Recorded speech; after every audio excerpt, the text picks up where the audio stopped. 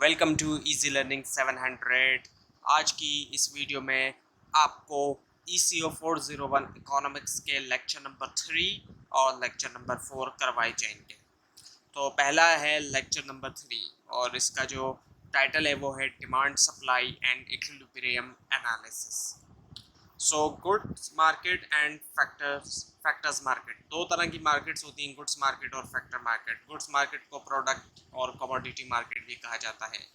Goods market में क्या होता है, एक्सचेंज किया जाता है फाइनल जो गुड्स और सर्विसेज होते हैं उनको, फाइनल गुड्स या सर्विसेज को एक्सचेंज किया जाता है। और फैक्टर मार्केट्स में क्या होता है कि जो फैक्टर्स ऑफ प्रोडक्शन है जो कि पहले आ चुके हैं, जिनकी डिटेल, जो फैक्टर्स ऑफ प्रोडक्शन है, लैंड, लेबर, कैपिटल और एंटरप्रेन्योरशिप, इन फैक्टर्स की जो सर्विसेज हैं वो एक्सचेंज की जाती हैं। जबकि एक्चुअल जो फैक्टर्स होते हैं जैसे कि लेबर है, उसको उसकी बाइंग या सेलिंग करना, उसको वो जो है इलीगल है और वो उसको स्लेवरी कंसिडर किया जाएगा। तो इसीलिए फैक्टर मार्केट में सिर्फ जो फैक्टर्स होते हैं उनकी सर्विसेज एक्सचेंज की जाती है, फैक्टर्स एक्सचेंज नहीं किए जाते। हाँ, ये चीज़ ज़रूर है कि लैंड और कैपिटल ये दो ऐसे फैक्टर्स हैं जिनको एक्सचेंज किया जाता है प्रोडक्ट मार्केट में, लेकिन इनकी सर्विसेज जो है वो एक्सचेंज की जाती है फैक्टर मार्केट के अंदर। सो नाउ दी अजम्पशन। अब अजम्पशन क्या है? अजम्पशन जो है वो फीलिंग या बिलीफ है, and we can not proof assumption. Proof नहीं किया जा सकता, there is no proof, it is just assume. और फिर इकोनॉमिस्ट क्या करते हैं, फ्रीक्वेंटली यूज़ करते हैं अजम्पशंस का। उसके बाद है परफेक्ट कंपटीशन। अब परफेक्ट कंपटीशन एक ऐसी सिचुएशन होती है जहाँ पे कोई भी फर्म या कंज्यूमर इतना बड़ा नहीं होता कि वो अफेक्ट कर सके मार्केट प्राइस को। ये एक मार्केट ही होती है परफेक्ट कंपटीशन, जहाँ पे बहुत सारे कंज्यूमर्स और फर्म्स होती हैं। तो बहुत सारे कंज्यूमर और फर्म्स होने की वजह से कोई भी कंज्यूमर या फर्म इतना बड़ा नहीं होता कि वो मार्केट प्राइस को जो है वो अफेक्ट कर सके। उसके बाद है डिमांड एनालिसिस। डिमांड एनालिसिस में शॉर्टेज है। शॉर्टेज एक ऐसी सिचुएशन होती है जहाँ पे डिमांड जो है एक्सीड कर जाती है सप्लाई को, यानी कि डिमांड ज़्यादा होती है, सप्लाई कम होती है। और ये तो एक जनरल सी बात है जो नॉर्मल रूटीन में भी हम अक्सर बात करते हैं कि शॉर्टेज हो जाती है किसी भी चीज़ की, क्योंकि उसकी जो डिमांड है वो ज़्यादा है और उसकी सप्लाई जो है वो कम है। तो यही चीज़ यहाँ पे भी लिखी हुई है। उसके बाद है फिर सरप्लस। सरप्लस में क्या आता है कि एक ऐसी सिचुएशन जहाँ पे एक्सेस सप्लाई हो, सप्लाई ज़्यादा है, डिमांड कम है, सप्लाई ज़्यादा, तो सरप्लस है। उसके बाद है फिर प्राइस मैकेनिज्म। प्राइस मैकेनिज्म जो है वो सिग्नलिंग या रेशनिंग डिवाइस है। जब कभी भी शॉर्टेज होगी तो क्या होगा, प्राइस जो है वो ऊपर जाएंगे, और जब कभी भी सरप्लस होगा तो प्राइस जो है वो नीचे जाएंगे। उससे क्या होगा कि इक्विलिब्रियम हासिल होगा। इक्विलिब्रियम सम्राट होता है एक ऐसी सिचुएशन जहाँ पे ना शॉर्टेज होती है ना सरप्लस होता है।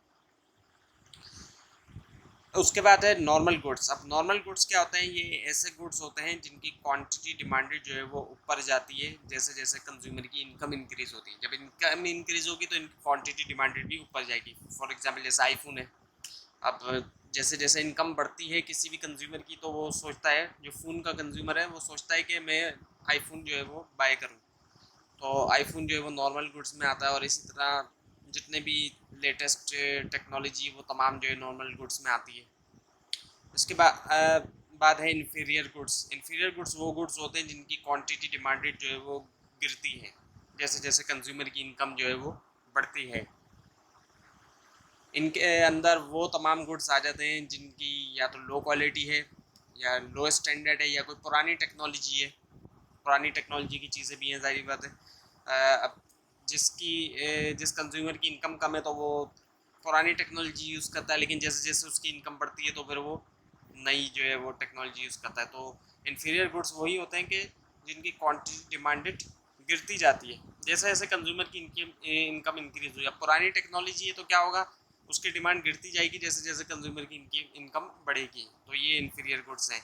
और उसके बाद फिर गिफिन गुड्स। गिफिन गुड्स जो है वो इन्फीरियर गुड्स की ही सब कैटेगरी है, लेकिन ये इस तरह के होते हैं जो कि प्राइस मैकेनिज्म को ब्रेक करते थे। ये इस तरह के गुड्स होते हैं कि प्राइस जब इंक्रीज़ होता है तो इनकी जो डिमांड है वो भी इंक्रीज़ हो जाती है।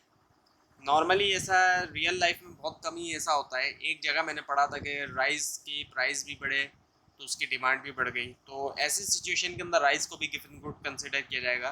तो ऐसा बहुत कम ही होता है कि किसी भी गुड की प्राइस भी बढ़ जाए तो उसकी डिमांड भी बढ़ जाए, लेकिन कभी कभी ऐसा हो भी सकता है। सो नाउ दी सब्सटीट्यूशन इफेक्ट। सब्सटीट्यूशन इफेक्ट का मतलब क्या होता है? Price of any good increases people reduce it's consumption. अगर किसी भी गुड की जो प्राइस होती है वो इंक्रीज हो जाती है, प्राइस बढ़ गई किसी भी गुड की, तो क्या होगा? पीपल जो है लोग उसकी कंजम्पशन को कम कर देंगे। And substitute any other good whose price is not increase, और उसकी जगह कोई दूसरा गुड इस्तेमाल करेंगे जिसकी प्राइस नहीं बढ़ी, तो इसको हम कहते हैं सब्सटीट्यूट गुड। जैसे कि बटर है, बटर की प्राइस बढ़ जाती है तो लोग जो है वो मार्जरीन यूज़ करना शुरू करते हैं, उसको हम कहेंगे सब्सटीट्यूशन इफेक्ट। उसके बाद है फिर इनकम इफेक्ट। इनकम इफेक्ट क्या होता है? Change in demand for a goods and services. Demand के अंदर जो है वो चेंज आता है गुड्स या सर्विसेज की, cause by change in consumer purchasing power. Consumer की जो परचेजिंग पावर है, जब उसमें चेंज आता है, यानी कि उससे कंज्यूमर की परचेजिंग पावर में चेंज आया और उससे जो चेंज आ रहा है डिमांड के अंदर, तो उसको हम इनकम इफेक्ट कहेंगे। लेकिन जो ये परचेजिंग पावर में चेंज आ रहा है कंज्यूमर के, वो किस वजह से आ रहा है? उसकी रियल इनकम चेंज हो रही है। जब रियल इनकम उसकी, सपोज रियल इनकम बढ़ रही है कंज्यूमर की, तो क्या होगा? उसकी परचेजिंग पावर भी बढ़ेगी, और जब परचेजिंग पावर बढ़ेगी तो जाहिर बात है जो डिमांड होगी गुड्स या सर्विस की वो भी जाहिर बात है बढ़ेगी। तो इसी को जो है हम इनकम इफेक्ट जो है वो कहते हैं। और इसके बाद है फिर प्राइस इफेक्ट। प्राइस इफेक्ट क्या होता है? इनकम इफेक्ट और सब्सटीट्यूशन इफेक्ट, इन दोनों को जब कंबाइन कर देते हैं, ऐड कर देते हैं, तो प्राइस इफेक्ट आ जाता है। फिर है सब्सटीट्यूट्स। अब सब्सटीट्यूशन इफेक्ट तो आपने पढ़ लिया, लेकिन सब्सटीट्यूट्स क्या हैं? सब्सटीट्यूट्स वो गुड्स होते हैं जो आपस में एक दूसरे से कॉम्पीट कर रहे होते हैं, एक तरह से मुकाबला चल रहा होता है। सब्सटीट्यूट किया जा सकता है, एक की जगह दूसरा इस्तेमाल किया जा सकता है, उनको हम कहते हैं सब्सटीट्यूट गुड। जैसे यहाँ पे एग्जांपल दी गई है कि बटर एंड मार्जरीन। मैंने ऊपर भी कहा था आपसे बटर और मार्जरीन का, यहाँ पे भी लिखा हुआ है बटर एंड मार्जरीन। बटर को मार्जरीन की जगह पे इस्तेमाल किया जा सकता है। अब इसकी एक बहुत कॉमन एग्जांपल है, लोग ब्लू बैंड इस्तेमाल करते हैं और लोग उसको हमारे यहाँ पे बटर समझते हैं, हालांकि वो मार्जरीन है। ब्लू बैंड की जो कंपनी है वो पाकिस्तान के अंदर बटर प्रोड्यूस करती ही नहीं है, बाहर तो प्रोड्यूस करती है लेकिन पाकिस्तान के अंदर नहीं करती, तो लोग उसको जो है बटर समझ के खा रहे हैं। इसी वजह से, क्योंकि वो सब्सटीट्यूट है बटर और मार्जरीन, इसी वजह से दूसरी कंपनीज बटर प्रोड्यूस कर रही हैं लेकिन लोग ब्लू बैंड को बटर समझ के खा रहे हैं, तो वो इसी वजह से, क्योंकि वो सब्सटीट्यूट है। और दूसरी कंपनी जो बटर प्रोड्यूस कर रही है उसकी प्राइस रिलेटिवली थोड़े हाई हैं। इसके बाद है कॉम्प्लीमेंट्स। अब कॉम्प्लीमेंट्स क्या होते हैं? ये वो गुड्स होते हैं go hand in hand with each other, तो जो एक दूसरे के साथ इस्तेमाल किए जाते हैं। ऐसा नहीं हो सकता कि अलग-अलग हम इस्तेमाल कर सकें, जैसे कि लेफ़्ट शू और राइट शू है। अब ये दोनों जूते जो है ज़ाहिर बात है एक साथ ही इस्तेमाल किए जाएंगे। एंड ब्रेड एंड बटर है, ब्रेड के साथ बटर का इस्तेमाल जो है वो भी कॉम्प्लीमेंट है। इसी तरह से फ़ोन के साथ चार्जर का इस्तेमाल, ये कॉम्प्लीमेंट है। हेडफोन का इस्तेमाल फ़ोन के साथ या फिर कंप्यूटर के साथ, वो जो है कॉम्प्लीमेंट्स में आता है। उसके बाद है फिर डिमांड। डिमांड क्या होती है? Is the quantity of a good that buyer wish to purchase at each conceivable price. और डिमांड का मतलब होता है वो क्वांटिटी गुड की, यानी मिकदार जो है गुड की जो कि बायर ख़रीदना चाहता है एट ईच कंसीवेबल प्राइस पे, यानी कि जो एक्सेप्टेबल प्राइस है उस पर। उसके बाद है फिर law of demand. Law of demand का मतलब क्या है? If all other factors are constant, अगर तमाम दूसरे फैक्टर्स जो हैं वो हैं कांस्टेंट, लेकिन जब प्राइस बढ़ते हैं तो डिमांड जो है वो डिक्रीज़ होती है, प्राइस बढ़ती है तो डिमांड में कमी आती है, यानी इन्वर्सली प्रोपोर्शनल है। So if the price of a certain commodity rises, अगर प्राइस जो है किसी भी कमोडिटी की बढ़ती है तो उसकी जो क्वांटिटी डिमांडेड होती है वो नीचे गिर जाती है, एंड वाइस वर्सा। और अदर फैक्टर्स, दूसरे फैक्टर्स कौन कौन से हैं? इनकम है, पॉपुलेशन है, टेस्ट है, prices of all other goods etc। So now the demand schedule. अब आपके सामने डिमांड स्केड्यूल दिखाया जा रहा है जो शो करता है various combination quantity demanded and price के। अब यहाँ पे प्राइस दिखाया गया है कि 5 अगर प्राइस है तो जो क्वांटिटी डिमांडेड इंडिविजुअल की होगी वो 3.5 है और मार्केट की होगी 3500। प्राइस अगर गिर जाएंगे तो क्वांटिटी डिमांडेड में इजाफा हो जाएगा। इंडिविजुअल की जो क्वांटिटी डिमांडेड हो जाएगी वो हो जाएगी 4.5 और मार्केट की 4500। फिर प्राइस और गिर जाते हैं, 3 हो जाते हैं, तो क्वांटिटी डिमांडेड इंडिविजुअल की 6 हो गई, मार्केट की 6000। फिर प्राइस और गिर गए, क्वांटिटी डिमांडेड 8 इंडिविजुअल की, मार्केट की 8000। फिर प्राइस और गिर गए, क्वांटिटी डिमांडेड 11 इंडिविजुअल की एंड मार्केट की 11000। और अब है आपके सामने graph, sorry, demand curve. So demand curve जो है वो क्या है, एक ऐसा ग्राफ होता है डेट ऑप्टेंस, जिसको हासिल बनाया जाता है when price is plotted against the quantity demanded. Price को प्लॉट किया जाता है क्वांटिटी डिमांडेड के अगेंस्ट, यानी कि वाई एक्सिस पे जो है प्राइस है और एक्स एक्सिस पे क्वांटिटी डिमांडेड है।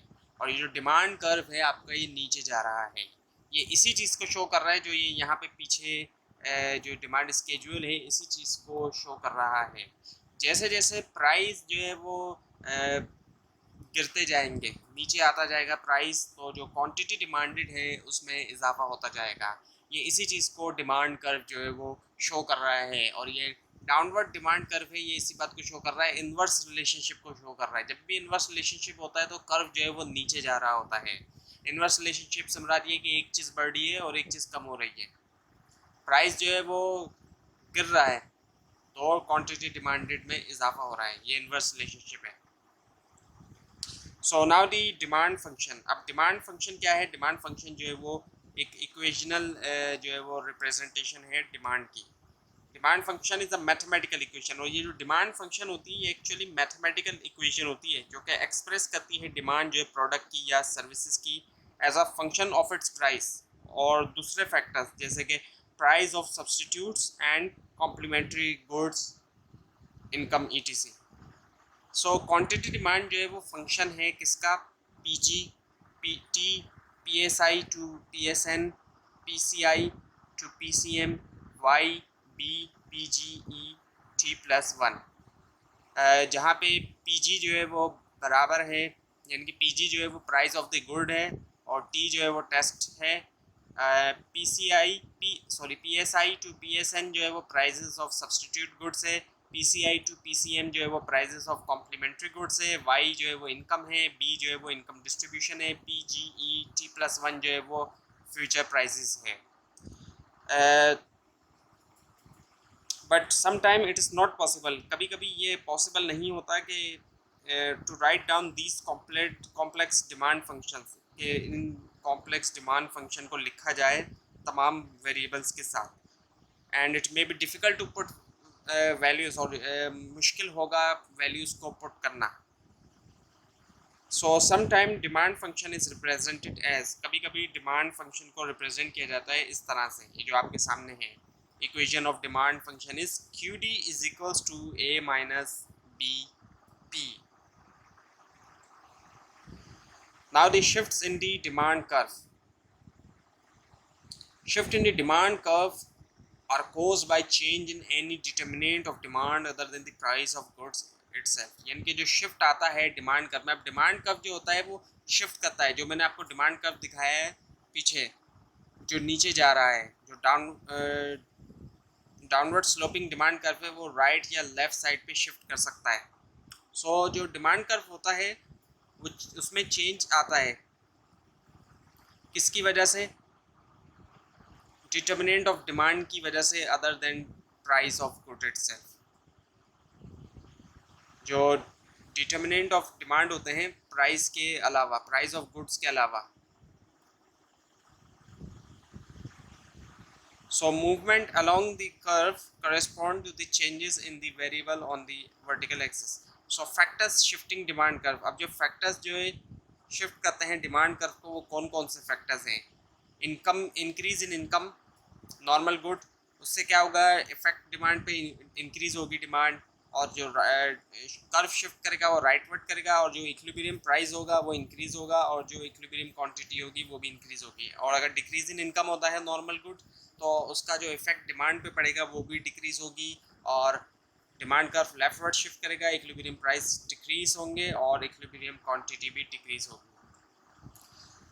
उसके बाद है फिर increase in income. Increase in income हो इन्फीरियर गुड तो डिक्रीज होगी डिमांड, लेफ्टवर्ड शिफ्ट करेगा कर्व, और equilibrium price decrease and equilibrium quantity decrease. And decrease in income हो inferior good, so effect on demand होगा इंक्रीज, राइटवर्ड शिफ्ट करेगा curve, and equilibrium price increase and equilibrium quantity increase.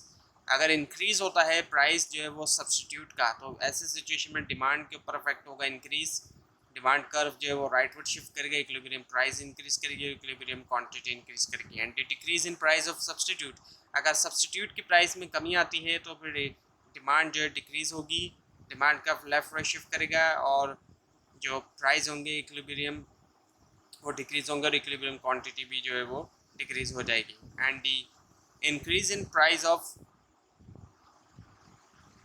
Complement, अगर increase हो जाता है price of complement के अंदर, तो ऐसे सिचुएशन में क्या होगा, डिक्रीज हो जाएगा जो डिमांड है वो, और शिफ्ट कर जाएगा डिमांड का leftward, and equilibrium price decrease and equilibrium quantity decrease. And decrease in the price of complement, और प्राइस ऑफ कॉम्प्लीमेंट जो है उसमें कमी आती है तो इफेक्ट ऑफ डिमांड इंक्रीज होगा, डिमांड कर्व जो है वो राइटवर्ड शिफ्ट करेगा, और equilibrium price increase and equilibrium quantity also increase। अगर increase in taste and preference for good होता है तो ऐसे सिचुएशन में डिमांड इफेक्ट जो होता है वो इंक्रीज, डिमांड कर्व जो है वो राइटवर्ड शिफ्ट करेगा, equilibrium price increase and equilibrium quantity increase. Decrease in taste and preference for good होता है तो डिमांड पे जो इफेक्ट होगा वो डिक्रीज, डिमांड कर्व शिफ्ट करेगा leftward, equilibrium price decrease and equilibrium quantity decrease. And increase in number of consumers, अगर consumers की जो तादाद है उसमें इजाफा होता है तो डिमांड पे क्या असर पड़ेगा, इंक्रीज, और जो कर्व शिफ्ट करेगा वो राइटवर्ड करेगा, और इक्विलिब्रियम प्राइस जो इंक्रीज होगा इक्विलिब्रियम क्वांटिटी इंक्रीज होएगी।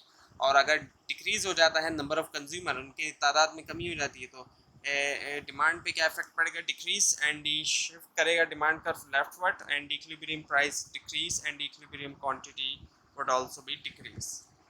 सो नाउ दी मार्केट डिमांड कर्व, अब आपके सामने जो है वो मार्केट डिमांड कर्व मौजूद है। मार्केट डिमांड कर्व क्या है, एक ग्राफिकल रिप्रेजेंटेशन है मार्केट डिमांड की, which shows the quantity of a commodity, जो शो करता है क्वांटिटी जो है वो कमोडिटी जो कि कंज्यूमर जो है वो willing and able to purchase है, ख़रीदना भी चाहता है कंज्यूमर और ख़रीद भी सकता है during a period of time में at various alternative price while holding constant everything else that affect demand, hold करते हुए बाकी दूसरी चीज़ें जो अफेक्ट करती हैं डिमांड को। सो मार्केट डिमांड कर्व जो है एक कमोडिटी का वो नेगेटिवली स्लोप है, इंडिकेट करता है इस बात को कि more of a commodities purchase at lower price, यानी कि ज़्यादा से ज़्यादा कमोडिटी जो है वो ख़रीदी जाएगी लोअर प्राइस पे, जितने कम प्राइस होंगे उतनी ज़्यादा कमोडिटी जो है वो ख़रीदी जाएगी।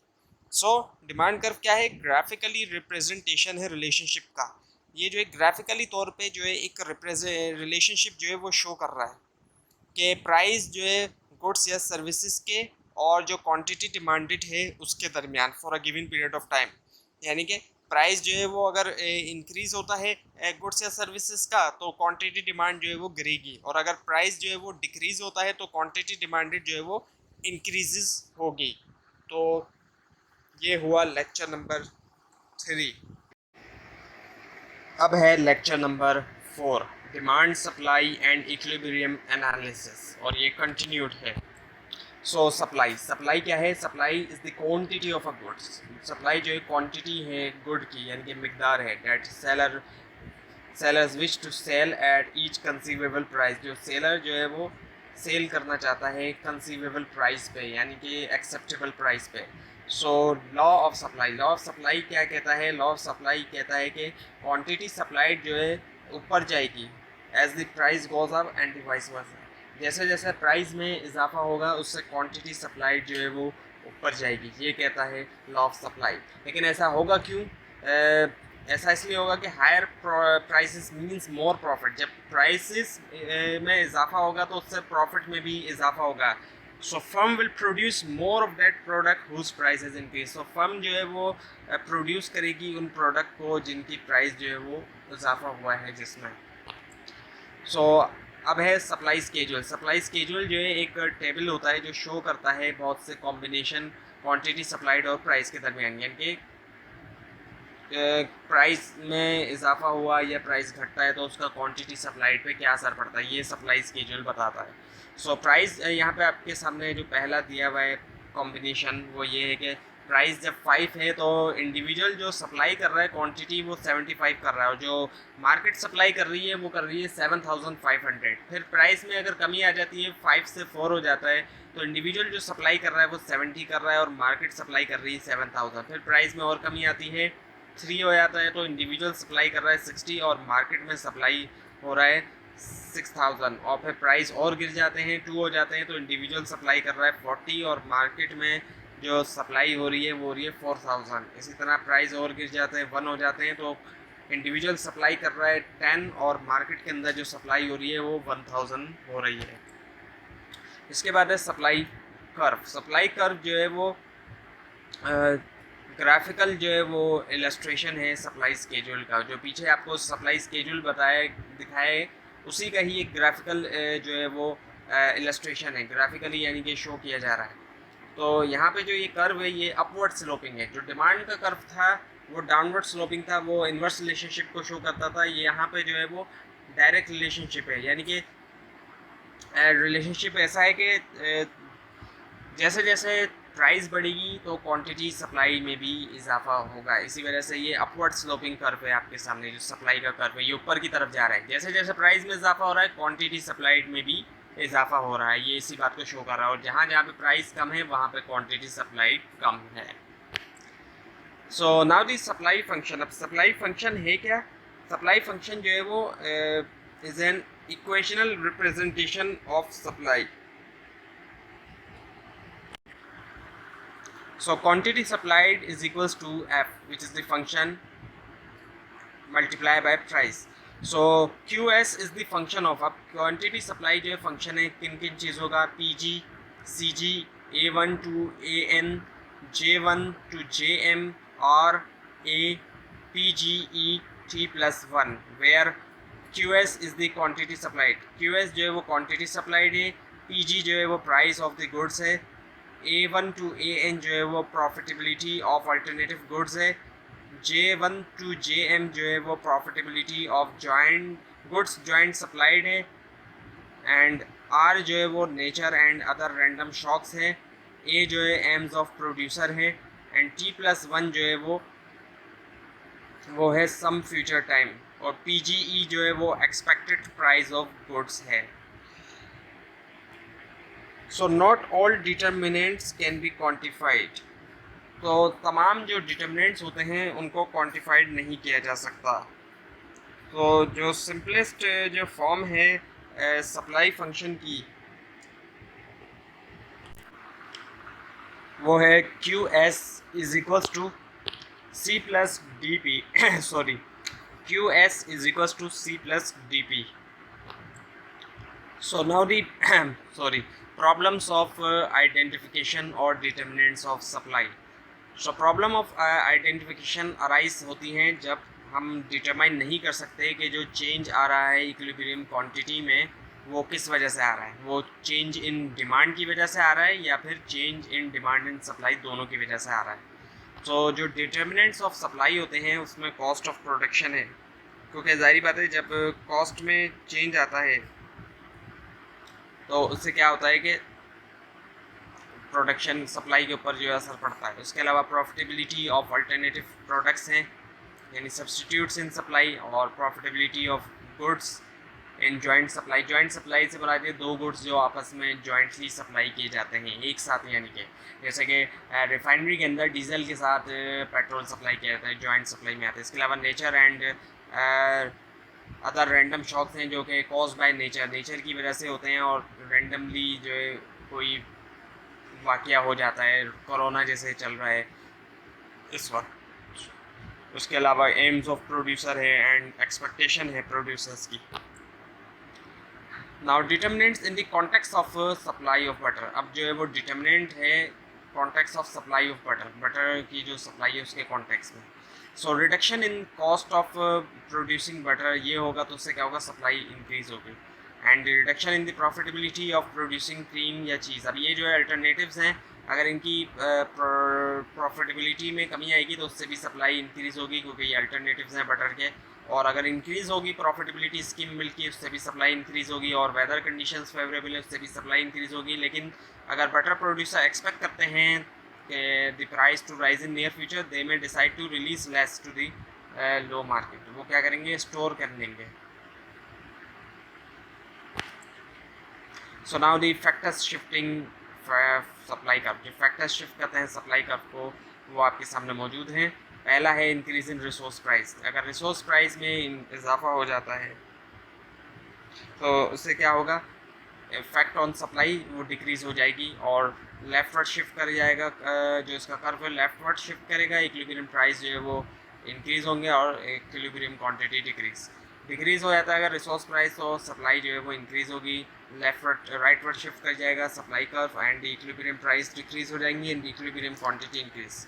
टेक्नोलॉजी इंप्रूव होती है तो उससे सप्लाई जो है वो इंक्रीज़ होगी और कर्व उसका राइटवर्ड शिफ्ट करेगा, इक्विलिब्रियम प्राइस डिक्रीज़ होंगे एंड इक्विलिब्रियम क्वांटिटी इंक्रीज़।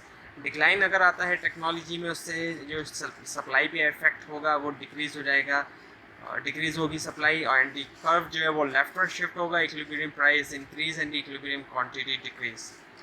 अगर expect price increase, price increase expect किया जा रहा है तो सप्लाई जो है वो डिक्रीज़ होगी, लेफ्टवर्ड शिफ्ट करेगा curve, equilibrium price increase and equilibrium quantity decrease. And the expect price decrease जो है वो एक्सपेक्ट किया जा रहा है तो इंक्रीज़ होगी सप्लाई, राइटवर्ड शिफ्ट करेगा curve, equilibrium price decrease and equilibrium quantity increase. Increase in number of supplier, अगर सप्लायर की जो तादाद है उसमें इजाफा हो जाता है तो सप्लाई जो इंक्रीज राइटवर्ड शिफ्ट करेगा supply curve, and equilibrium price decrease and equilibrium quantity increase. And decrease in number of supplier की क्वांटिटी के अंदर उनकी जो तादाद है उसमें अगर कमी आती है तो सप्लाई जो है वो डिक्रीज होगी, लेफ्टवर्ड कर्व शिफ्ट कर जाएगा, equilibrium price increase and equilibrium quantity decrease. So now the equilibrium. अब इक्विलिब्रियम क्या है, इक्विलिब्रियम का वर्ड तो आपने इतना सुना होगा अब तक।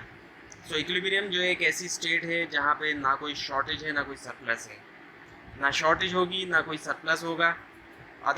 इन अदर वर्ड्स ये कहा जाएगा कि क्वांटिटी डिमांडेड बराबर होगी क्वांटिटी सप्लाइड की। जितनी क्वांटिटी सप्लाइड है उतनी ही क्वांटिटी डिमांडेड है, दोनों बराबर है एग्जैक्टली, उसको हम कहेंगे equilibrium.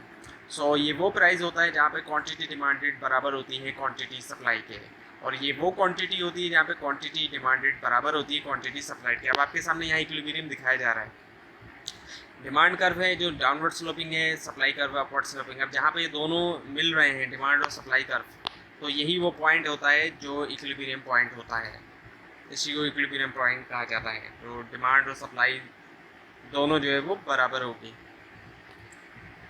So now the algebraic representation of equilibrium, उसकी एल्जेब्रिक रिप्रेजेंटेशन आपके सामने मौजूद है। So if we have the following demand and supply function, अगर हमारे पास ये डिमांड और सप्लाई फंक्शन है, क्यू डी यानी कि क्वांटिटी डिमांड बराबर है 100 माइनस 10 पी के, और जो क्यू एस है क्वांटिटी सप्लाइड वो बराबर है 40 प्लस 20 पी। सो इक्विलिब्रियम के मुताबिक क्यू डी यानी क्वांटिटी डिमांडेड बराबर है क्वांटिटी सप्लाई के। सो देयरफॉर अब हम करेंगे क्या, जो क्यू डी है उसकी वैल्यू को पुट करेंगे हम 100 माइनस 10 पी को लेफ़्ट साइड पे, और क्यू एस की वैल्यू को पुट करेंगे जो कि है 40 प्लस 20 पी को।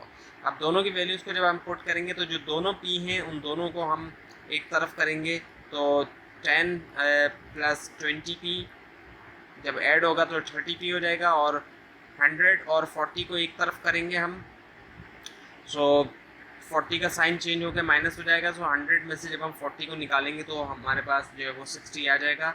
सो P जो है वो बराबर हो जाएगा 60 डिवाइडेड बाय 30 के, और जब हम उसको डिवाइड करेंगे तो P आ जाएगा हमारे पास 2, यानी कि ये जो है प्राइस हमने निकाल दिया है।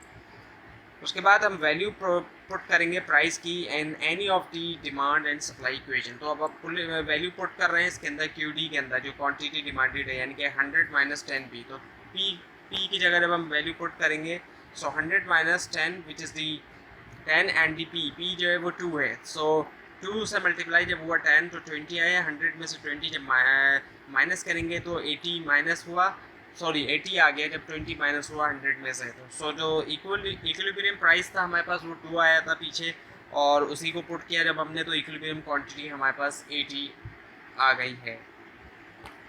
तो ये था आज का लेक्चर जिसके अंदर आपको ECO 401 इकोनॉमिक्स के लेक्चर नंबर 3 और 4 करवाए गए। आपको अगर कोई कन्फ्यूजन है तो आप नीचे कमेंट ज़रूर कीजिए और इस पूरी सीरीज़ को देखने के लिए इस चैनल को सब्सक्राइब कीजिए। और अगर आप ये स्लाइड्स हासिल करना चाहते हैं तो नीचे डिस्क्रिप्शन बॉक्स में दिए गए लिंक से हासिल कर सकते हैं, लेकिन अगर आपको लिंक ना मिले उसके लिए आप नीचे कमेंट कीजिए। Thanks for watching this video.